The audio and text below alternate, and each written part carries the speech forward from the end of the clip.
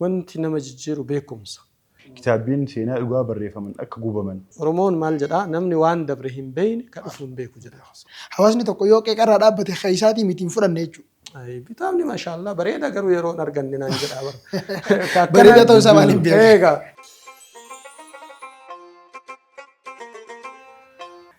Egaan daawwattoota keenya sagantaan keenya simboo akkumatti uffatte jira. Sa'aatiin amma nuti irratti argamnu sa'aatii keessummaati. Sa'aatii keessummaa keenya kanarraatiin akkuma baratame keessummoota gurguddoo akka biyyatti jiran kan isiniif dhiyeessaa turre arallee dhiira ajaa'ibaa gartee nama qabsoo islaamaa keessatti hedduu beekamu akkasuma immoo yeroo ammaan tana pirezidaantii bulchiinsa magaalaa Shaggar kan majlisaa takkaahu dhimmoota islaamummaa magaalaa Shaggar irratti pirezidaantii kan tahan nama ajaa'ibaati kan istiidiyoo keessatti isinii dhiyeessine hanga dhuma sagantaa keenyatti nu wajjin turtii gaarii godhaa isinii jenna. Akkana.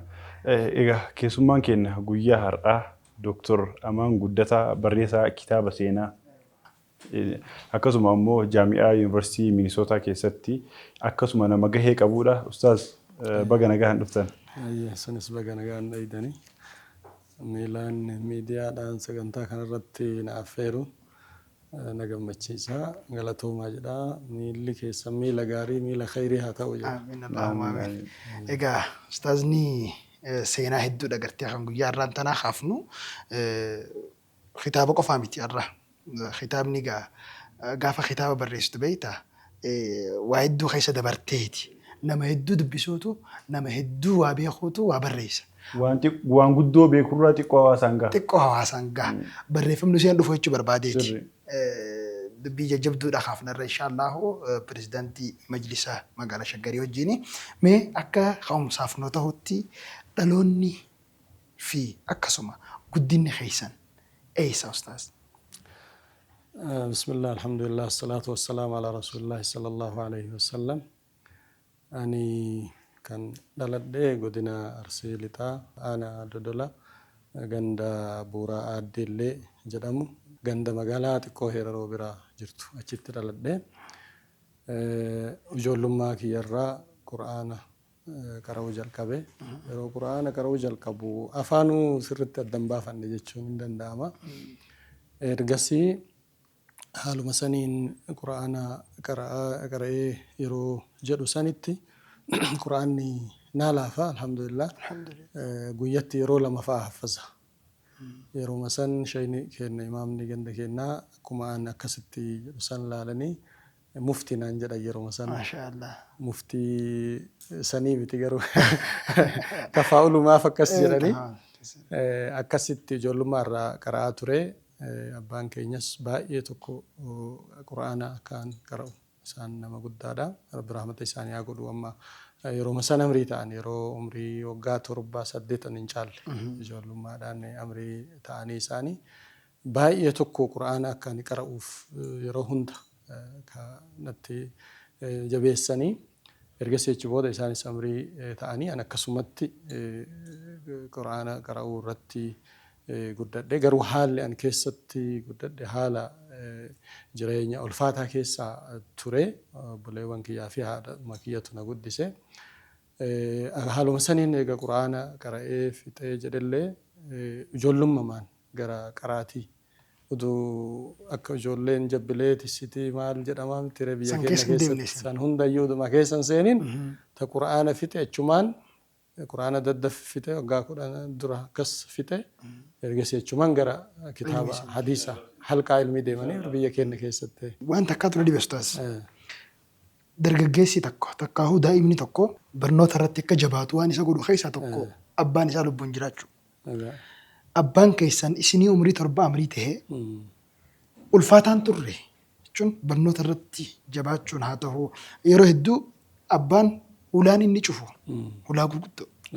Namni bar yoo rakkate waa ibbaha. Akkasii yoo rakkatee jedhe kaayyoo gadhaata. Namni amma abbaan jala deemee maal jedhe ijoollee kennaa amma akkanatti kunuunsi godhame kana ijoollee gabaabduu malee namni akkanatti yoo jedhan kun baay'ee yannaa miti. Yoo namni yoo ammoo rakkatee rakkoo wajjin kaayyoo yoo qabaate murannaa yoo qabaate gariin ammoo yoo rakkatee jedhe achumaan kufa. namni ammoo yoo kaayyoo qabaate rakkinnaa fi haalli jireenyaa isa hin kuffisu. Inumaayyuu irra caalaa isa jabeessa. Anis akkas ta'ee rabbiin na gargaare utuu barumsa kiyya addaan hin kutin utuu maatii kiyyas yeroo garii dhufaa qarqaaraa ijoolleen na duraa ijoollee shamarranii qofa haati tiyya dhiirri hangafni ana.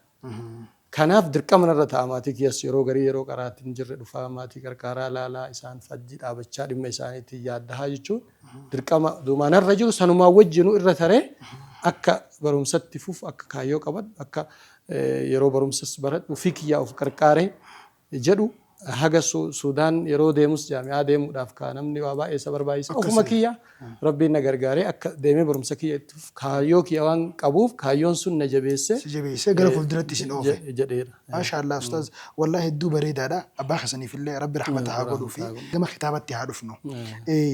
Kitaaba hedduu akka barreessitan hawaasni illee gartee itti dhiheenyaan quba qaba nama hedduutu beeka.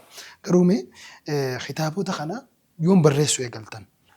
Kitaabni barreessuu kaayyoon isaa ka jalqabame yeroo mana barumsa Salaam Shashamannetti baradhu barattoota ciccimotu jira. Yeroo kana barattoota kanaa wajjin ta'ee barattoota ilmii hadiisa sirriitti qara'an mana barumsaa san warra sirriitti tolchu ciccimotu jira. Jara kanaa wajjin taanee dhaabbata wahii dargaggoota gurmeessinee akka kitaaba qara'an akka barumsa islaamaa beekan taasisuu qabna yaada jedhu mari'anne. Hiriyoota kennaa wajjin warra barumsa Salaam barannu san wajjin. Kanaafuu eega kana mari'annee hayyee jennee dhaabbata tokko dhaabne. Jam'iyyatu Tanziimi Shabaab alaa manhaji ahli sunnati wal kitaab ka jedhu dhaabne. Dargaggoota gurmeessuu manhaja kitaabaa irratti ka jedhu dhaabbata kana dhaabne mana barumsaa san keessatti. Barumsa kaayyoon isaa barattoota yeroo isaan boqonnaa qaban Quraana qaraa'isuu guyyaa torbaa lamatti daawaa adda addaa deemsisuu mana barumsaa kana keessatti sochii manni barumsaa kun mana barumsa islaamaati akaadaamiittis barsiisaa diinillee barsiisaa barattoota kana akhlaaqa isaa haala isaanii cimsuu irratti kan jedhu jechuu dhaabne. Yeroo kana seenaa barreessuuf ka'e maali sababni isaa gaafa sagantaa wahii guddaa mana ma'ahada tawhiid jedhanii mana barumsa Shashamannee achitti sagantaan guddaa ulamaa'ota hunda bakka hundarraa ulamaa'ota Itoophiyaa hunda walitti qabu achitti sagantaan guddaan godhame. Akka leenjii jechuudha. Dawraa ilmii godhame anillee yoo isaan ijoollee baradhaa dhaqeetuma keessa hirmaadhee ulamaanni gurguddaan Dr. Muhammad Taaj fa'aalimman gurguddaan dhufanii achirratti leenjii kennanii barnoota dawraa barnoota kennan. Yeroo kana gaafa sagantaa xumuraa mee sagantaa naa kennaa walaloo wahii dhiyeessaa jedhee warra sagantaa dhiyeessan gaafadhe. Sagantaa yeroo illee hin qabnu jedhaa na diddidaatuma turanii garuu kadhadheetumaan mee waa dhiyeessa jedheetumaan walaloo qopheesse afaan Arabiitiin. Ani walaloo kana yeroo amma halqa qara'aa ture san lugaa qara'aa san alimni sun Sheekh Haji Muhammad Ali kun shi'irii kana danda'an sirriitti lugaa Arabiitiin walaloo barreessuu. Kanaafuu yeroo san jalaa baradhe ani walaloo barreessuu yeroo san jalqabe afaan Arabiitiin jechuudha. Afaan Oromootiinis ima barreessa lachinuun barreessa. Ergasii kadhee walaloo kana akkuma sagantaa godhame kana ulamaa'ota walitti qabamee faayidaa leenjii kana hunda Arabiidhaan dubbadhee yeroo walaloo sagantaa xumura irratti yoo jedhu Dr. Muhammad Taaj alima guddaadha isaan kitaaba isaanii taariikuu Isuubiyaa ka jedhu gaafsan fidanii ulamaa'ota qoodan. Ana dura carraan qoodan isaan illee nan geenye egasii booda isaan gammadanii dhufanii kitaaba kana isaa fi kitaaba tokkollee waa'ee fiqihii ka jedhu na yaamanii kanaati jedhanii gammachuudhaan naa kennan. Haji Hasan Gammadaallee rabbi rahmata isaanii haa godhu na yaamanii yeroo achirraa bahe mataa na dhungatanii ijoollee akkanaa qabnaadaa jedhanii rabbi rahmata isaanii haa godhu jedhan. Achirraa kitaaba gaafsan argadhe kana kitaaba kana lafatti hin dhiisu irraa fayyadamee ijoollee hiriyoota kiyyallee irraa fayyaduu qaba yaada jedhuun kitaaba kanarraa seenaa tokko waan seenaa dhugaa seenaa musliimoonni biyya kana keessatti gahee maal qaban miidhaa uummata islaamaa irra gahu kana arge kitaaba kanarratti. Wanni nuti asitti akaadaamii irratti wanni baratamu waa baay'een hin jiru dhugaan. Sababa kanaaf dhugaa jirtu kana namni beekuu qaba hiriyoonni alaqal xiqqaate beekuu qaba yaada jedhuun kitaaba kanarraa barreessaa torbaaniin seenaa kana ijoollee dhiyeessaa ture. Achumarraa jalqabee ijoolleen baay'eetti gammadanii waraqaa fa'aa irratti babarreessee peejii 5 fa'aa akkas ijoollee kenna. Baay'eetti gammadan seenaan kun dhugamatti seenaa dhugaa wanta duraan nu beeynuun adda ka jedhu hamilee naa ta'e Egasii Suudaan deemee achi ammoo kitaabni sirriitti jira waa'ee seenaa biyya keenyaa fa'aa jiru PDF'nis ijoolleen hiriyaa kiyyaallee naa kennanii isa kanarraa walitti qabee barreessuu jalqabee amma seenaa. Dura awwala akka kitaaba yaadni kiyya kitaaba barreessuu miti. Torbaaniin torbaaniin peejii kiyya addeessaa seenaa dhugaa ka jedhu irratti seenaa kana barreessaa gadhiisa. Hin hordofa biyya hundarra qormaata fa'aa kennee fi badhaasa mara jedhaa ture yeroo sana.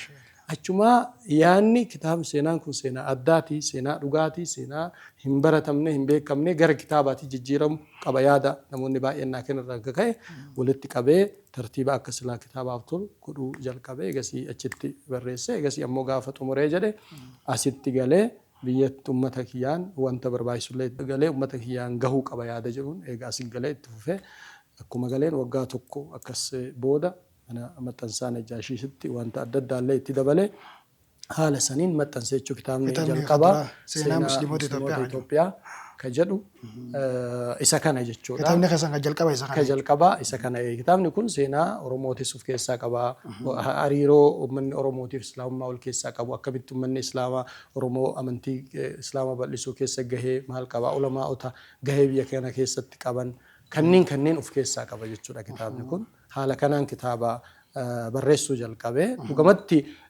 jallinni seenaa keessa jiru baay'ee guddaadha seenaa jallisuun biyya kana keessatti ka barbaadan keessaa filanii kaan dhiisuun kaan ammoo maqaa xureessuun haala seenaa garee tokko qofaa irratti waan ta'eef seenaan kun sirreeffamuu qaba yaada jedhu ijoolluma marraa qaba ture ergasii yeroo ani Suudaanitti kitaaba kana barreessu yeroo masan kitaabni Ustaaz Ahmadiin Jabalis afaan Amaariffaatiin bahe ergasii haga galee sanis kitaaba sanis dubbisee waan tokko achirraallee kitaaba kiyya kana keessatti wanta barbaachisu akka riisarchiitti fayyadamuudhaan irra caalaan kitaaba afaan Arabii irratti xiyyeeffadhe haga galee kitaabota garagaraa Ustaaz Ahmadiin qofa odoo hin taane qabsoo Oromoota kan jedhu tokko kitaabni tokkos ni jira kitaabota garagaraallee afaan Oromootiinis dubbisee kitaaba kana gabbisee eegasii uummataa fi dhiheessuu rabbi na gargaare. Kitaabni keessan kan dura seenaa musliimoota Itoophiyaa kan jedhu hijiraa irraa haga sirna dargii kan jedhu.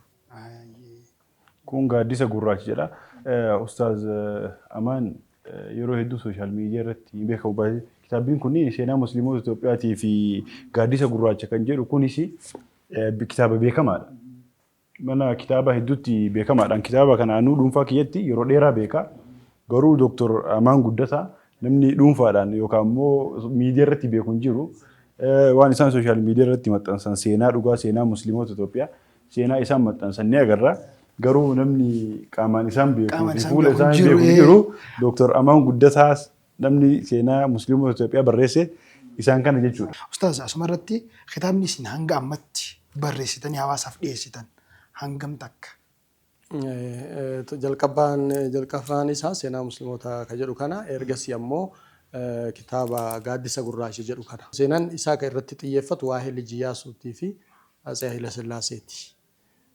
Waa'ee isaa kana qoratee yeroo san keessatti Atsee Haile Sillaaseen Liji Iyyaasuun akkamitti aangoo qabate maal hojjetee walqixxummaa uummata islaamaatiif kaanitti yeroo san keessa akka warrees dura uummata islaamaatiif bakka hin kennu walqixxummaan amantiin jiru walqixxummaan sabummaas hin jiru achi dura waan ta'eef namni kun erga dhufee abbaa akaakayyuu isaa Minilikii irraa aangoo fudhatee dhaalee fi isa dhaalee jechuudha ilma intala isaa waan ta'eef ilma hin qabu Atseen Minilik ilma intala isaa kana aangoo dhaabee Iyyaasuu intala isaattu dhahee jechuudha.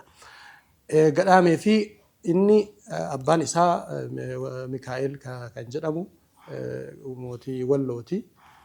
Waa'een Oromummaas isa keessa jirti. Waa'ee Islaamummaa abbaan isaallee Musliima. Atseetu jijjiire amantii akka jijjiiru dirqamsiise malee Walloo uummata Musliimaa bulchaa ture. Sababa kanaaf jecha inni ilaalchi isaa ilaalcha walqixxummaa sabaa fi amantii qaba Liji Iyyaasuun. Ergasii ammoo warri kuuwwan tooftaa adda addaa namni akkamitti namni kun ilaalcha akkana faallaa waan silaa dura jiruu wajjate jechuudha inni. Kanaaf shirri adda addaa irratti xaxamee haala akkamiitiin akka kuffifame kitaaba kana keessa ibsee jira. Namni Ijiptii kunis yeroo san keessatti warri Ijiptii kun waa'ee Itoophiyaa kanatti wannaa guddaa qaban itti xiyyeeffannaa qaban maaliifi biyyi Ijiptii kun walitti dhufeenya cimaa qabdi Itoophiyaadhaan gara amantii Ortodoksiitis achirraa dhufee qeessiin asitti muudama kenna. Gara Islaamaatis uummata Islaamaa yeroo san keessatti biyyi Ijiptii hin gargaarti.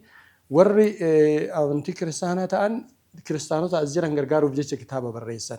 Poolis Musid fa'aa warroota Zaahir Riyaad kan jedhamu taarika Itoophiyaa jedhanii seenaa kana barreessan akka isaanii tolutti. Warri Islaamaatis miidhama kana biyya kana keessa jiru uummata Islaamaa irra al-Islaam wal habashaa bira taarika jedhu fatii geessi fa'aa kitaaba cimaa tokko barreessee jira nama Ijibtiiti.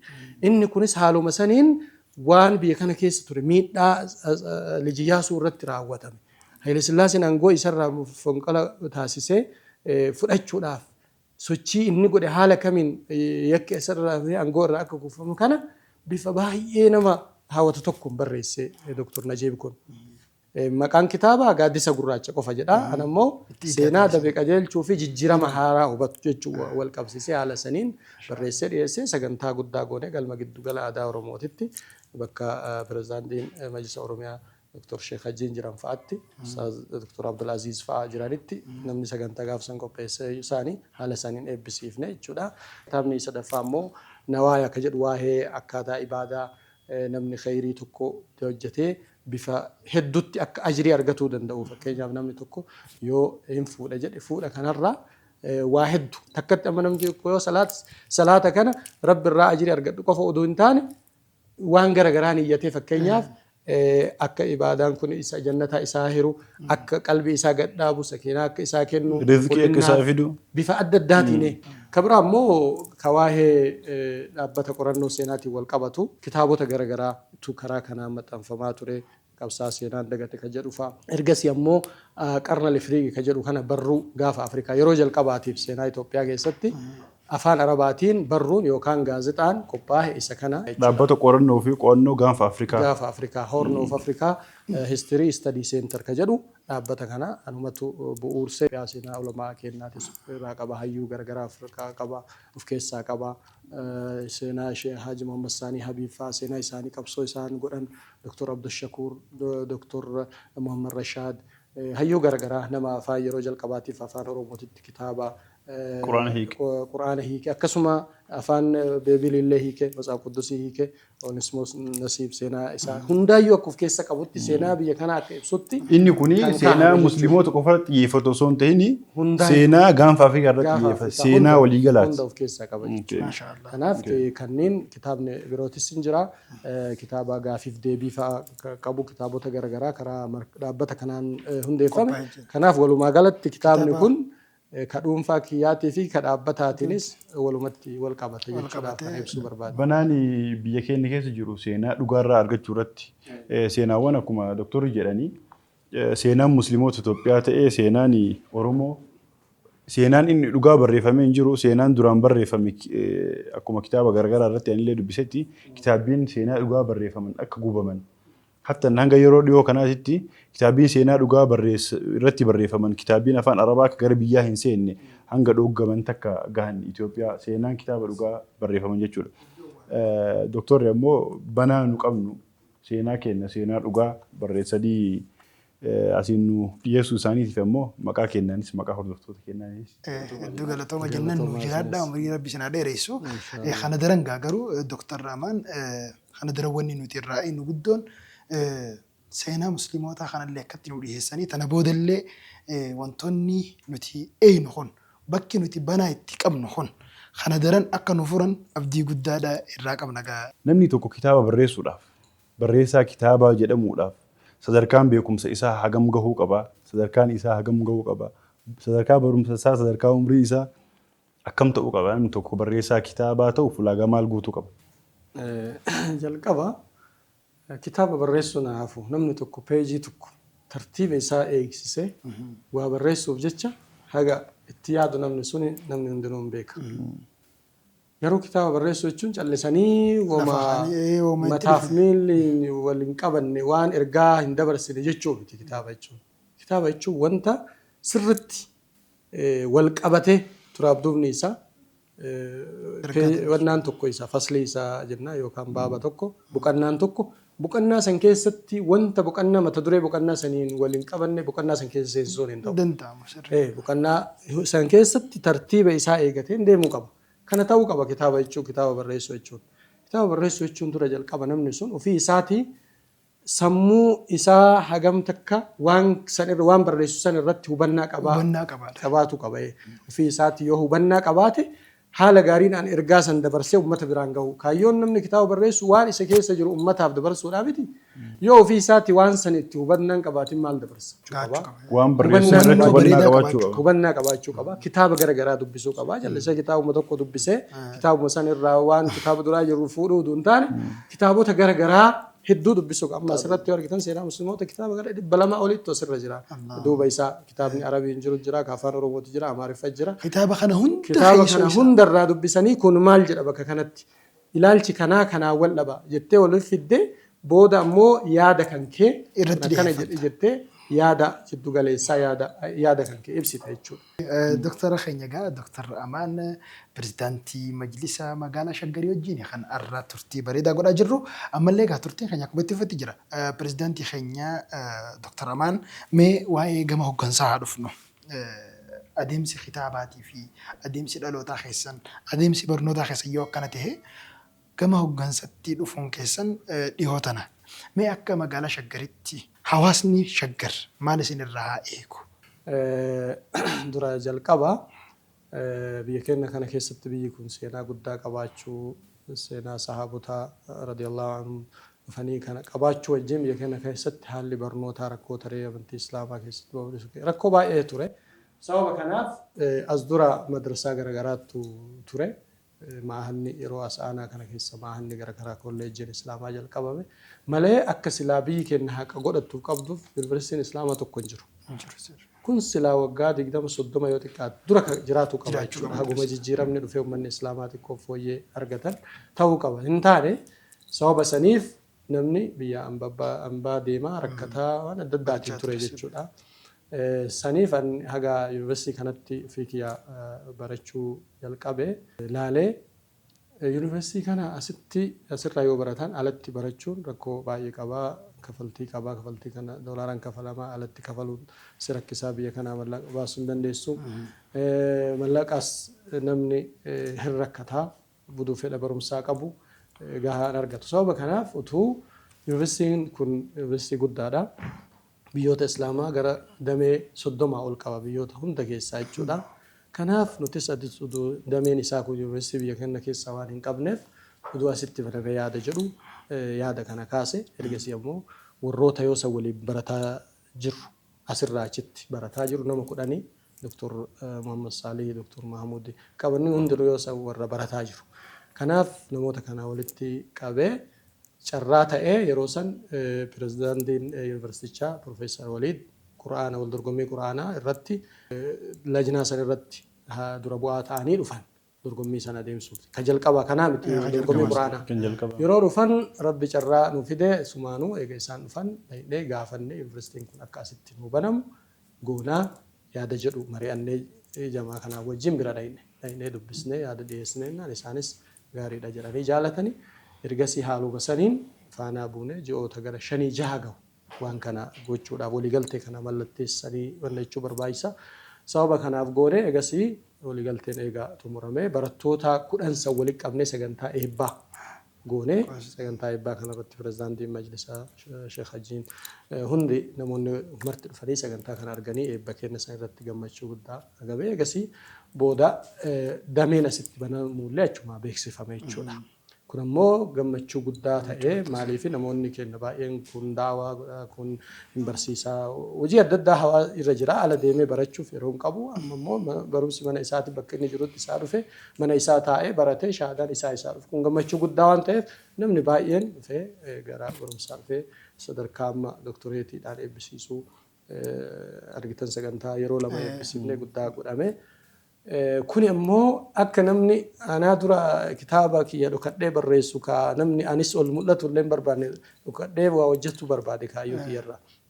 Kun ammoo anaa fi hiriyoota kiyyas Dr. Musaaliinis Dr. Mahmudiin akka namni nu beeku akka ol nu taasise jechuudha. Kanaaf filannoon hin dhufe ani duraan majlisa duuba taa'ee qarqaaruu kaayyoon kiyya guruppii taariikura daqiiqii qabna achirratti waa'ee majlisaa rakkoo uummata islaamaa hunda diskas goone munaaqashaa goone gasii haala saniin deeggarsa godhamaa ture jechuudha gara kanaan. Ani kaayyoon kiyya sanii majlisa keessa seenee jechuurra waa'ee jaami'aa kanas natu barattoota kana hordofu waan kana waan jedhuuf yeroo waan hin qabneef keessa seenuu hin barbaanne afootti mul'atu hin barbaanne.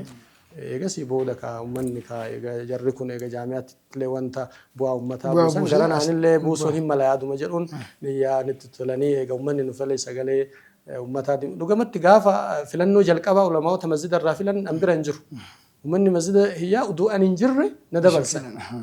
Eegasii egaa sagalee uummanni naa kennee tokkoffaan na dabarsa sagalee uummataa dhiisuu hin ta'u jedhee dhaqee filannoo aanaa warrumaa na beeku kan haala saniin filannoo sagalee argadhee eegasii shaggar gahuu danda'e. Eega dhufe kaa garuu sirbaaf bahanii morman dheeffatan jedhanii erga uummanni sitti amanee amaanaa sitti kennate amaanaa kana bakkaan gahuu dirqama qabda. Amaanaadha kuni mas'uuliyyummaa guddaadha. Bakkaan gahuu irratti dirqama qabda waan taateef amma haala kanaan dhufe jechuudha gara majlisaa. Akka shaggaritti shaggar kutaa magaalaa guddaadha jechuun akkuma namni hundi beekutti magaalaa Finfinneetirra guddaadha. Hawaasni guddaan Oromoodhaat illee kan jiraatu toora tana. Bal'ina lafaatiin illee akka namni musliimaatis hedduun namoonni keenya kan naannoo adda addaa dhufa magaalaa shaggar kanarratti gartee abdii guddaatu majlisa magaalaa shaggar kanarra jira. Akka karooratti hawaasa keenyaaf wanni isin dhaamtan wanni nu karoorfattan gama fuulduratti mee maal isin irraa haa'ee nu waan ji'oota akka silaan haaftan hedduu bareeda. Bareeda. Nu amma dura tokkoffaa majlisni shaggar majlisa haaraa bu'uurfame sababa shaggar yeroo dhiyoo keessatti hundeeffamtu muka ka'e duraan Oromiyaa jala ture naannoon amma Burraayyuu Furii kunni majlisuma Oromiyaa jala akkanumaan ture addatti shaggar jedhamee hin bu'uurfamne dhiyoo bu'uurfame. Majlisni kun yeroo bu'uurfamus wanti tokkoyyuu lafa hin jiru buleewwan keenya. Roonni Sheekh Taahir irraa jalqabee Ustaaz Yahyaa Abbaa Jabal fa'a qabatee eegasii achi booda Dr. Muhammad Saalii fa'aallee haga itti dabalaman majlisa kana lafarraa kaasaniiti wama tokko bakka hin jirretti duwwaa irraa jechuudha. Sababa kanaaf rakkoon adda addaatis ni ture waa'een sababa pilaanii mootummaa qabatee pilaanii haarawaa gochuudhaaf diigamsi majlisaa wanti adda addaa rakkoon adda addaa ture jechuudha. Kanaan jecha waa'een majlisa shaggar kuni ammas baay'ee tokko hojii guddaa kan gaafatudha. Ifaajee guddaa gaafata. Bakka silaa namni nuti amma hawaasa islaamaa dirqama keenya jennee seenne malee bakka namni irraa baqatu malee bakka namni aangoo itti argadhe jedhee jedhu miti dhugamatti majlisi shaggar bakka hojii guddaa gaafatu dadhabbii guddaa gaafatu kana. Kanaaf jecha nuti amma erga filannee koreen amma filamnellee majlisa kana eega harabbi amaanaa nutti kennee harka keenya dhufe gara fuulduratti oofuudhaaf amma jalqabnee jirra. Tokkoffaa dura walii irraa fuudhinsi magaalota deemsifamaa jira magaalaa hedduu irratti magaalaa tokko tokko irratti haalli duubatti harkifannaa hin jira isas gara xumuraatti deemaa jirra. Ergasii amma karoora maal hojjetuu akka qabnu baafatutti jirra. Karoora baafannu keessaa dura majlisni kun of danda'uu qaba. Dhaabbanni tokko yoo of danda'ee madda galii isaan qabaatanii wama tokko hojjechuu hin danda'u. Madda galii qabaatee waan ittiin socho'u waan sila hojiif isa barbaachisu qabaatuu qaba of danda'uu qaba yaada jedhuun kana waqfii argamsiisuu qabna majlisa kana. Waqfii yeroo kamuyyuu itti fufu ka nu duubatti illee hafee ajriin isaa nama duubatti hafu argamuu qaba yaada jedhu irratti hojjetaa jirra. Gama kaaniin ammoo waa'ee pilaanii as duras lafti gaafatamee hanga tokko kan pilaanii isaa hojjetamee jira. Haga bakka 9 mootummaan pilaanii kennee jira. Innis harka keenya hin geenye. Koreen as duraa filannoon dhufeenyaan jidduun dhaabanii amma immoo filannoo amma itti fufnee isa sanis pilaaniin sun fuudhamee masjidootaa fi seentariin akka ijaaramu kanarratti hojjechuudhaaf amma itti seennee jirra. Waa hundaafu milkaa'inni keenya uummanni islaamaa nu wajjin dhaabatu. Majlisni kun kiyya jara kanas natu achi kaatee dhimma ummata islaamaati mirga haa dhaabatu jedhee achi nu kaahe. Kana jedhee achi kaahee nu bira hafee jarri kun maal hojjetanii jechuu qofa oduu hin taane gaafa rakkoo wayii argame majlisni akkasii akkas ta'e warri majlisa maal hojjetaa jira jechuu oduu hin taane ammumarraa nu wajjin dhaabatanii hordofii adda addaa taasisu. Majlisni kun maal irra jira maalitti jirtan maal rakkattan nuun jechuu qaba uummanni milkaa'inni majlisa shaggar asirra hundaa'a jechuudha. Hawaasni nu wajjin dhaabatuu qaba. نوجه نابتو قبا إرجاع جدو قبا. مجلسني شجري akkuma isaan jedhan hojii hedduutu irraa eegama. Hawaasa Islaamaa magaalaa Shaggar keessa qubatan irraa maaltu eegamaa? Magaalaa Shaggar magaalaa bal'aadha. Maqamattu magaalaa jechisiisa malee godina tokko jechuu yookaan godina caala jechuu dandeessa. Maaliif magaalaan Shaggar godina lamaffaa ni ta'a bar. Godina lamaffaa ni ta'a. Lamaffaa ta'a. Maaliif magaalaan Shaggar kutaa magaalaa 12 qabdi. 12 kana aanaa 36 qabdi. Godinni tokko aanaa 12 fa'a akkasii godinoonni qaban jechuudha. Kanaaf guddoodha. Inumaayyuu bal'inni isii harka 3 Finfinnee caala. Bal'inni isaa guddaadha. Bal'inni lafaa sadii guddoodha. Bal'inni isaa guddaadha. Wanti uummatarraa eegnu waan biraatii miti.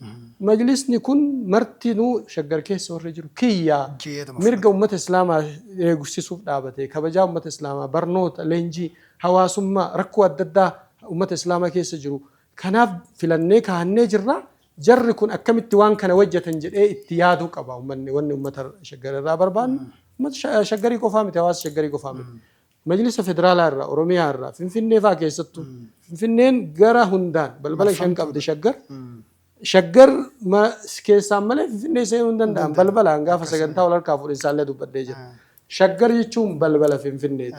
Balballi yoo tole eegumsi yoo tole keessi illee tola. Kanaaf warri majlisa Finfinneetis keessattuu sirriitti nu wajjin dhaabatuu qaba. Majlisni Federaalaas nu wajjin dhaabatee nu jabeessee yoo jedhe kaayyoon kun galma gahee yeroo gabaabaa keessatti inshaallah jijjiiramni dhufee wanti uummanni Islaamaa hawwu ka yeroo hedduu dura tokkoffaa alhamdulillah ka jennu majlisni kun kaayyoo isaa ka dura uumame jalqabeef bu'uurfame deebi'uun waan guddaa alhamdulillah kaayyoo isaatiif deebi'e kaayyoon majlisni uumameef hawaasa Islaamaa tajaajilu rakkoo uummata Islaamaa irraa bakka bu'u yeroo dheeraa wanni uummanni Islaamaa jedhaa tureef kana kun amma argamee eega jedhee milkaahin injifannootu argame.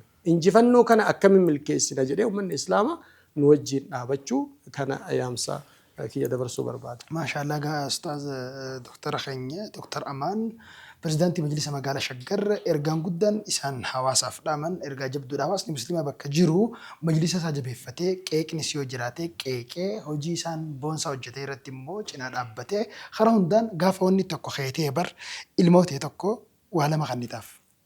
Guyyaa garii gaafa irraa gammaddee ni badhaastaa bar gammachuu irraa badhaafta. Gaafa inni balleesse immoo ni gorsita ni tumta. Akkana jechuun keetummaa agarsiisa. Akka kullachuu hawaasni qeeqa gaafa kaasus kana isaa ta'uu agarsiisa. Hawaasni tokko yoo qeeqa irraa dhaabbate isaatii miti hin fudhanne jechuudha. Hin fudhanne bakka qeeqaa sitti dubbatu yoo hin barbaanne dantaa isaati jechuudha. Dantaan qabuuf jechuudha.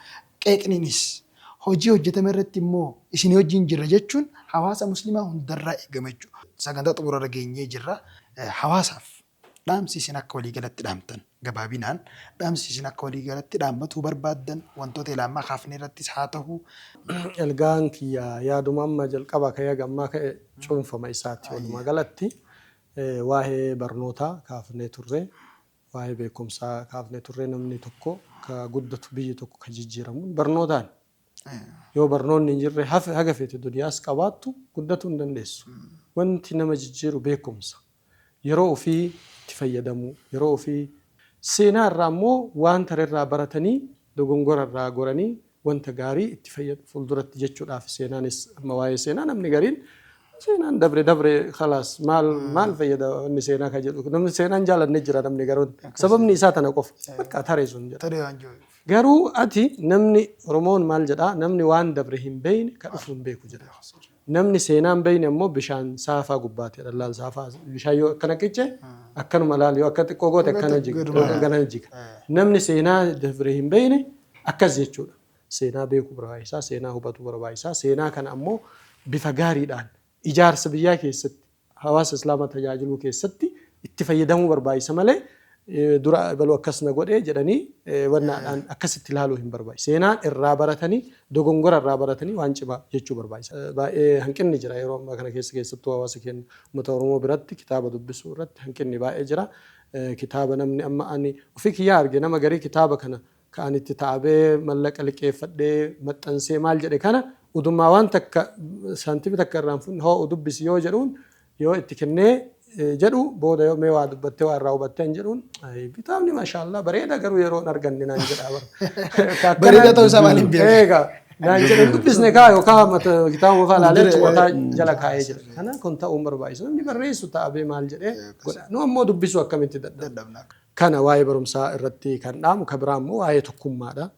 Tokkummaan jabeenya tokkummaan wanta kaayyoo barbaadde sigeetu yoo tokkoomee namni bakka gahe guddaa gaha namni uummanni islaamaa tokkoomee afaan tokko ta'ee walii obsee wal danda'ee jechuu barbaachisaa keessattuu naannoo shaggar kana fa'aa keessatti waan amma harkaa nu qabu waan ta'eef waa'ee san dubbanna labbiin tokko tokkos ilaalchaan saba adda addaatu as keessa jira afaan adda addaatiin nutis gama keenyaan uummata islaamaa hundumaayyuu bifa takkaan ija takkaan laallee walqixxummaadhaan uummata kana tajaajiluudhaaf qophoofnee jirra uummannis haaluma saniin afaan uduu adda hin baasin aadaa isaa uduu hin jedhin tokkoomanii waliin tahuu uummanni islaamaa kana jabeessee dhaamuu barbaada. Gama biraatiin ammoo nuti of duratti deemuu misooma irratti qabeenya irratti hojjetuun jijjiiramni guddaan siyaasaan qofti gahaa miti yookaan majlisa qofaa manni islaamaa harkatti argamuun qofti gahaa miti. Ekonomiidhaan cimuu barbaachisaa hojjetuu barbaachisaa uummata kaawwan warra nu dabretti qixxaahuu barbaachisaa. Kanaaf kanarrattis jabaatamee hojjetamuu qaba yaada jedhu qaba. Kaan immoo sagantaa akkanaa irratti na affeertanii miilaan miidiyaan akkuma dura jedha sun miilli keessa miila khayrii miila barakaa haa ta'u jabaadhaatii haaluma kanaan itti fufaa miidiyaan gahee guddaa qaba yeroo ammaa kana keessatti hojiin miidiyaan keessa hin jirre hojiiyyuu hin jedhamu jechuun hin danda'ama. Hojii gaarii irra jirtanii jabaadhaa isiniin jechuu barbaadeetti. Assalaamu alaikum warahmatullahi wabarakatuh. Isinis waamicha keessan kabajanii asitti nu argamuu keessaniif maqaa kennaa fi maqaa hordoftoota kennaatiin illee hedduu galatooma isiniin jenna. Kabajamtootaa fi daawwattoota kenna sagantaan siimboo kenna keessummaa guyyaa har'aa kana fakkaata ture. Akka waan guddaa irraa barattan abdii guddaa isinirraa qabna sagantaan siimboo kenna hin dhumanne turtii gaarii.